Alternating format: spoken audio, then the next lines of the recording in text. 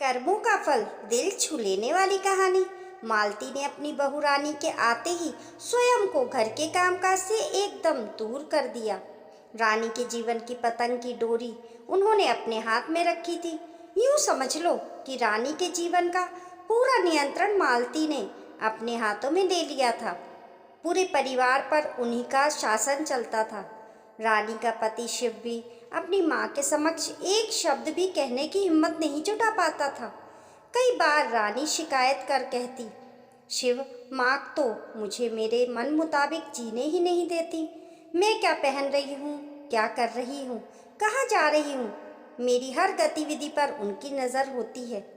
मैं उनसे पूछे बिना कुछ कर ही नहीं सकती। रानी माँ ने शुरू से पूरे परिवार को उनके नियंत्रण में रखा है। तुम्हें भी उनके अनुशासन में ही रहना होगा।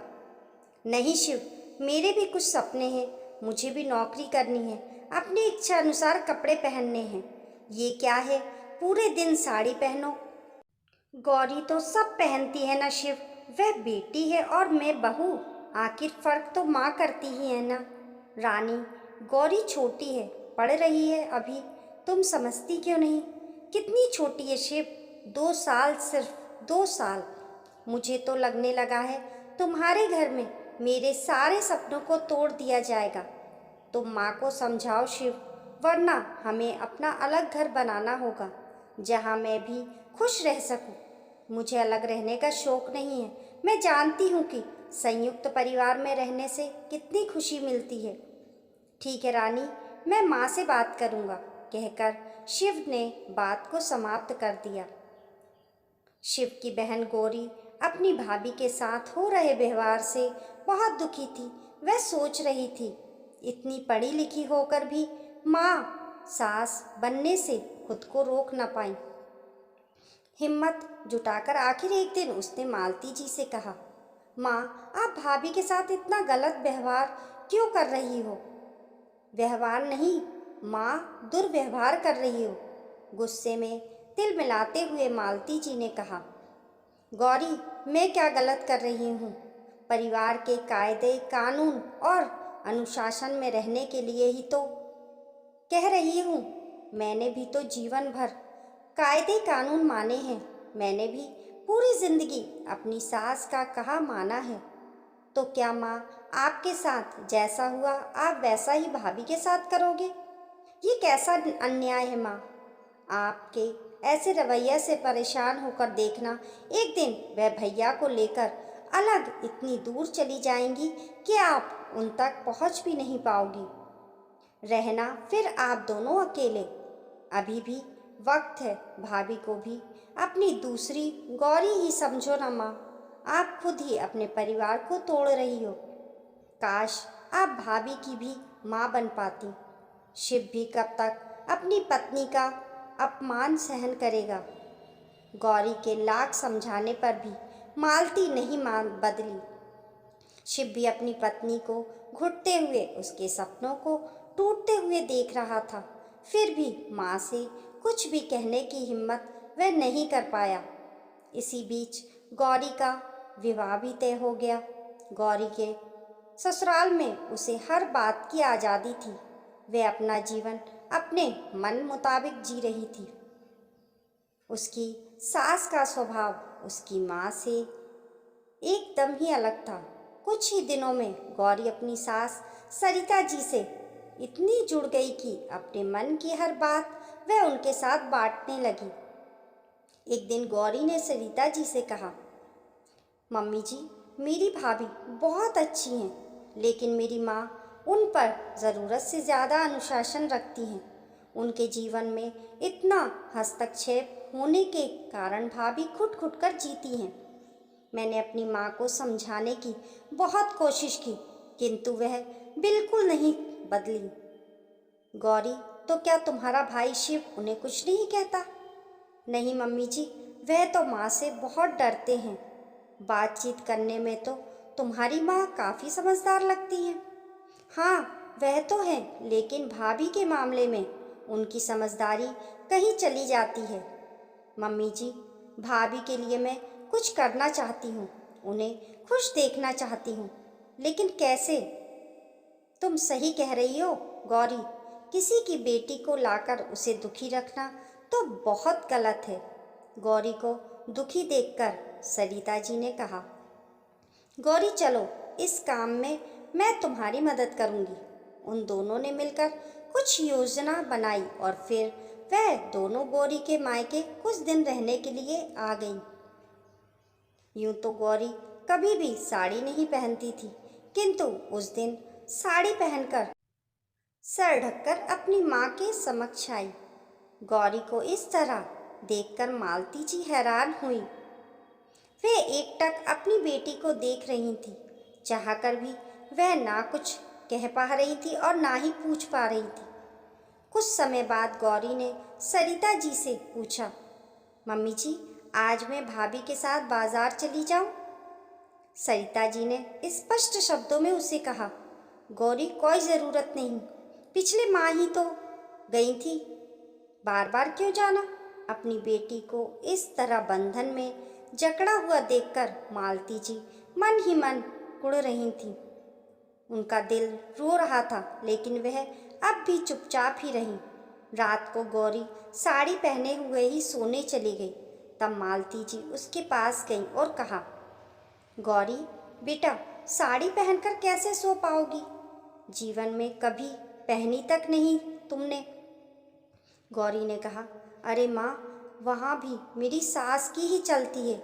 उनका बेटा तो उनके सामने मुंह तक नहीं खोलता। यदि वहाँ रहना है तो सास के अनुसार ही चलना होगा, उनके हाथों की कठपुतली बनकर ही रहना होगा। गौरी की आप बीती सुनकर मालती जी सोच रही थी कि जो कांटे उसने लगाए हैं आज उन पर उसकी बेटी चल रही है। ये उसके कर्मों का फल है जो उसकी बेटी भोग रही है। भगवान उसकी गलती की सजा उसकी बेटी को दे रहा है। गौरी ने अपनी माँ के ख्यालों को तोड़ते हुए कहा, कोई बात नहीं माँ, जैसे भाभी की आदत पड़ गई वैसे ही मेरी भी पड़ जाएगी। मेरा पति भी भैया जैसा ही है, मम्मी जी की गलत बात पर भी चुप ही रहता है। यदि वह बोलने की हिम्मत दिखाता तो मुझे भी अपने अनुसार जीना नसीब हो पाता, किंतु गौरी के मुंह से निकला हर वाक्य आज मालती जी पर प्रहार कर रहा था। वे गौरी की बातों का कोई जवाब नहीं दे पाईं और ना ही सरिता जी से कुछ पूछ पाईं। देखते ही देखते एक सप्ताह गुजर गया, लेकिन अब तक सरिता जी ने मालती जी में रानी को लेकर कोई बदलाव नहीं देखा। मालती केवल अपनी बेटी के लिए ही तड़प रही थी। सरिता जी से रहा नहीं गया और आखिरकार उसने मालती जी से कहा, मालती जी, हम सुबह अपने घर लौट जाएंगे। माफ़ कीजिएगा, हम दोनों ये सोचकर आए थे कि अपनी बेटी को इस हाल में देखकर आपका दिल तुरंत ही बदल जाएगा। आपका व्यवहार आपकी बहू के साथ बेटी जैसा हो जाएगा, किंतु मुझे ऐसा लगता है कि आप शायद ऐसा कभी नहीं कर पाएंगी।